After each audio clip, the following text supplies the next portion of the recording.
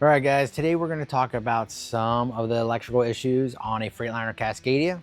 Today I have a 2019 Freightliner Cascadia, a 126, a little bit newer model. So some of the issues that you have with your electrical, right? Everybody has probably seen it where the tail lights on the back are staying on, which is always fun because it will drain your batteries down, right? Those, if you remember, I did a video a while back where it is the brake sensor, right? What happens is it starts plugging up and then it's not sending the signal back to the lights correctly, and it seems like the brake lights are on all the time. So those are usually your brake switches, which is on your air manifold that's bolted to your front wall. You would move this kick panel here, and that's where you would access your brake switch, which is connected to the air manifold. The next thing is your blower motor, right? Where the AC blower motor gives out. It's a black and blue cable. They're connected together. What happens is over time, the pins come loose, gets hot, it'll melt the plug. And you just, one or two things, replace the plug, or you may have to just cut the ends and put them together, which me personally, that's the easiest way to not have another issue down the road. So those plugs are usually located on the passenger side. You can pull that access panel and it's right there on the left, right behind the radio area. And the reason why I say passenger, because that's where you're gonna pull the panel from, and you can see blue and black cable. All right, so to find the other wire that goes to the blower motor for the black and blue, what you do is remove this panel as well as loosen this up. The wire will be right here, and that's where you would find the loose connection, so you can do the repairs or put the wires together. And again, they are black and blue, so you can replace the plug or cut them in, and that would be the blower motor for the bunk, right?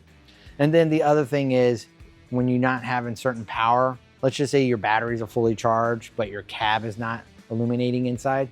So that's gonna be your power distribution box, which is on the passenger side. This is where the power comes in, and these are your mega fuses, where you wanna make sure you have power going across to make sure that the cab inside is illuminating, lighting up. I would definitely be checking that out, because that's what supplies the power to the remaining of the truck. And then the other thing is, believe it or not, cables do come loose on the batteries, right? Make sure those are nice and tight and they're not full of corrosion. Clean them, put a little battery grease on it, and make sure they're nice and tight.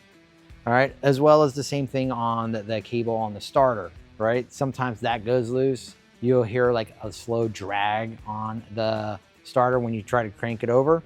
Instead of being a little bit quicker like it should be, check the cable, especially the ground and the positive. Right here's your starter. You want to check to make sure this positive cable is tight, as well as the negative wire down here. You'll be surprised that sometimes the cables are just loose, or even the post on the starter has come loose itself, and then you're gonna have to replace the starter. Other little electrical issues, usually towards a sensor, just from rubbing against the frame, right? So those are usually indicated, and you would need some help with the shop where you lost communication with your ACM, right? That's your after treatment module computer, and it's usually because of a wire being rubbed. Now you guys can get these repaired by a technician that knows what he's doing instead of replacing the whole harness. They're pretty easy to do.